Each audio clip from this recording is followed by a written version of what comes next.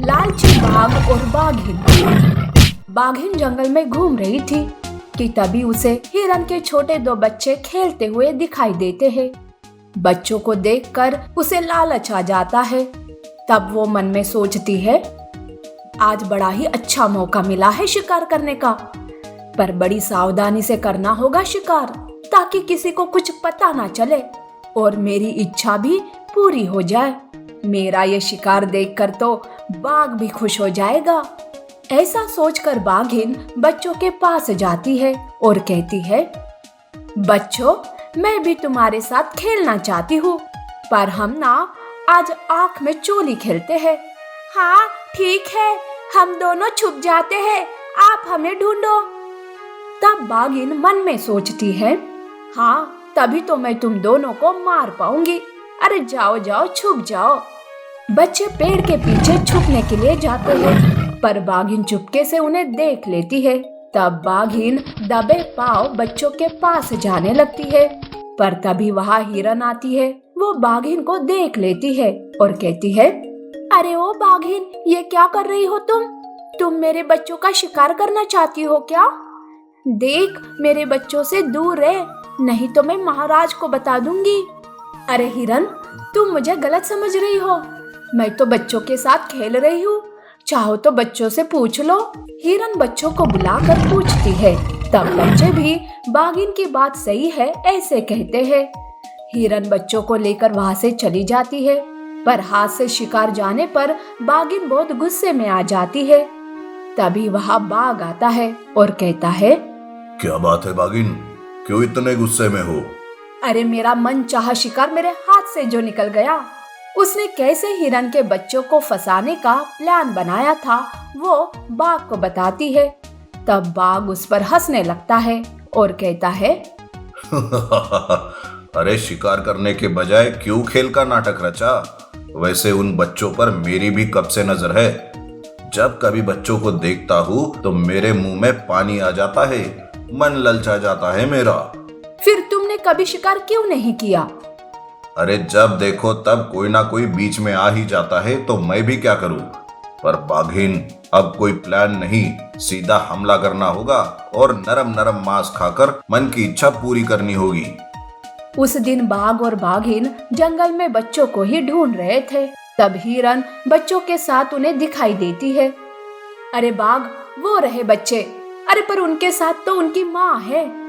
अरे तो क्या हुआ, तुम हिरन से डर गई क्या? आज तो बच्चों के साथ माँ का भी शिकार कर लेंगे। तब बाघ और बाघिन एक साथ बच्चों पर हमला करते हैं। हिरन अचानक से हुए हमले से घबरा जाती है। कुछ अनर्थ हो उससे पहले ही हिरन बाघ और बाघिन से कहती है, बाघिन, बाघ, मेरे बच्चों को छोड़ दो।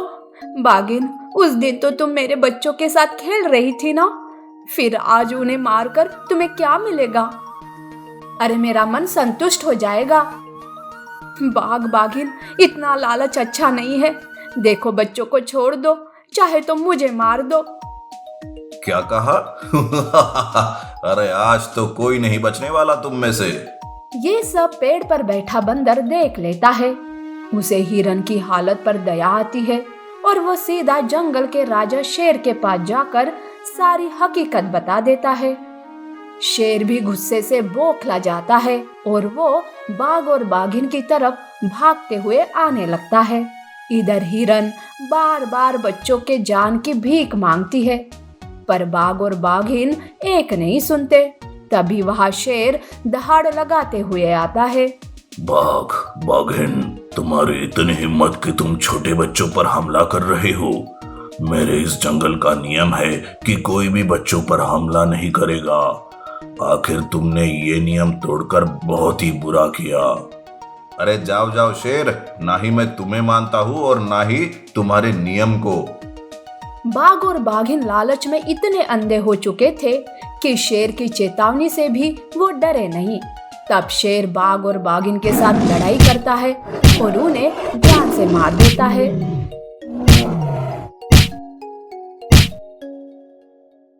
इस तरह से लालच का बुरा अंत हो जाता है। अनाथ जादुई हिरन बन गई जंगल की रानी। एक घना जंगल था जिसका ना कोई राजा था और ना ही कोई रानी। उसी जंगल में एक तालाब था जहाँ ढेर सारी मछलियाँ रहती थी। एक अनाथ हिरन रोज तालाब किनारे आकर मछलियों को भोजन खिलाती थी। एक बार उसी तालाब में रहने वाली एक मछली हिरन से कहती है, अरे हिरन, तुम यहाँ रोज आकर हमें खाना क्यों खिलाती हो? यहाँ आकर तुम सबको भोजन खिलाकर मुझे बड़ा सुकून मिलता है। मेरे माता पिता मेरे बचपन में ही मर गए। मैं अनाथ हूँ, इसीलिए कोई मुझसे बराबर बात भी नहीं करता। इसीलिए मैं यहाँ आती हूँ। मैं तुम्हारा दर्द समझ सकती हूँ, क्योंकि मेरे माता पिता भी नहीं है। आज से हम दोनों पक्के दोस्त, समझी ना? उस दिन से हिरन और मछली दोनों पक्के दोस्त बन जाते हैं। उन दोनों के दिन बड़े ही अच्छे से बीत रहे थे। एक दिन हिरन मछली से मिलने आती है, तब मछली चिंतित दिखाई देती है। हिरन उसकी चिंता का कारण पूछती है। तब मछली कहती है, अरे हिरन, गर्मियों का मौसम आने वाला है। गर्मियों के मौसम में तालाब का पानी सूख जाता है, इसीलिए बड़ी मछलियाँ अपने अपने बच्चों को लेकर यहाँ से जा रहे हैं, पर मुझे कोई भी अपने साथ नहीं ले जा रहा। काश मेरे माता पिता जिंदा होते। अरे मछली, तू क्यों ऐसी बात कर रही है? माता पिता नहीं है तो क्या हुआ, मैं हूँ ना। मुझे एक तालाब के बारे में पता है जिसका पानी कभी नहीं सूखता। देख, मैं तुझे उस तालाब में लेके जाऊंगी, चलो मेरे साथ। हिरन मछली को अपनी पीठ पर बिठाकर वहाँ से जाने लगती है, पर तभी वहाँ एक बड़ा बाज आता है। मछली को देखकर उसके मुंह में पानी आता है। वो मछली को उठाने की कोशिश करता है, पर हिरन ने तो उसे पहले ही देख लिया था। ये बाज मेरी दोस्त को उठाने की कोशिश कर रहा है, पर मेरी दोस्त को मुझसे छीनना इतना आसान नहीं है। देख अभी मैं क्या करती हूँ। जैसे ही बाज मछली को उठाने पास आता है, वैसे ही हिरन झट से बाजू हो जाती है। बाज का निशाना चूक जाता है और वो नीचे गिर जाता है, जिस वजह से मछली और हिरन उस पर हंसने लगते हैं।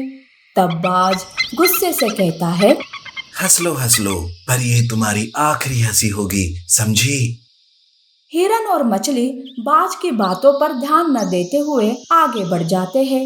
इधर बाज गुस्से से अपने दोस्त लकड़बग्गे के पास आता है, उसे सारी बात बताता है। तब लकड़बग्गा कहता है, उस हिरन की इतनी हिम्मत कि वो तुझ पर हंसे। चलो दिखाओ मुझे वो कहाँ है, आज उसके बत्ते से निकाल कर रखूंगा। बाज लकड़बग्गे को लेकर हिरन के पीछे आता है। इधर हिरन तालाब के पास आती है और मछली को पानी में डाल देती है। मछली शीतल पानी में तैरकर बहुत ही खुश हो जाती है। उसे खुश देखकर हिरन भी खुश हो जाती है, पर तभी वहाँ लकड़बग्गा और बाज आते हैं। लकड़बग्गा हिरन पर पीछे से हमला करता है, वो उसे मारने लगता है।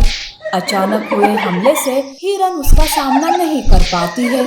वो जख्मी हालत में नीचे गिर जाती है और वो मर जाती है। हिरन को मरा देखकर मछली रोने लगती है। हिरन, हिरन उठ जाओ हिरन, अपने दोस्त को यूं अकेला छोड़कर मत जाओ। ये सब मेरी वजह से हुआ ना, अब मैं भी जिंदा रहकर क्या करूंगी। बाज खुशी से मछली को मारने जाता है, पर तभी तालाब से एक रोशनी निकलती है, क्योंकि वो तालाब एक जादुई तालाब था। उस रोशनी की चमक से हिरन में जान आती है। इतना ही नहीं, बल्कि वो एक जादुई हिरन बन जाती है। तब रोशनी से एक आवाज आती है, हिरन और मछली, तुम्हारी एक दूसरे के लिए प्यार और तुम्हारी दोस्ती देखकर मैं बहुत खुश हूँ। हिरन, अब तुम जादुई हिरन बन गई हो। जितने भी जंगल के दुश्मन हैं, उन सबको मार दो। ऐसा कहकर रोशनी गायब हो जाती है। जादुई हिरन अचानक विशाल बन जाती है और वो लकड़बग्गे और बाज को अपनी जादुई शक्ति से मार देती है। तब तक वहाँ जंगल के जानवर इकट्ठा हो जाते हैं। वो बाज और लकड़बग्घे को मरा देखकर खुश हो जाते हैं। तब लोमड़ी सामने आकर कहती है, हे जादुई हिरन, तुम्हारा बहुत बहुत धन्यवाद। इन दोनों ने हमारा जीना हराम कर दिया था। अच्छा हुआ जो आपने इन दोनों को जान से मार दिया। आज से आप ही इस जंगल की रानी हो। सारे जानवर हिरन को जंगल की रानी बना देते हैं और उसका जय जयकार करने लगते हैं। हिरन अपने साधारण रूप में आती है। उस दिन से हिरन अपनी जादुई शक्ति से जंगल की रानी बनकर जंगल की रक्षा करती है और अपने दोस्त के साथ खुशी से रहने लगती है।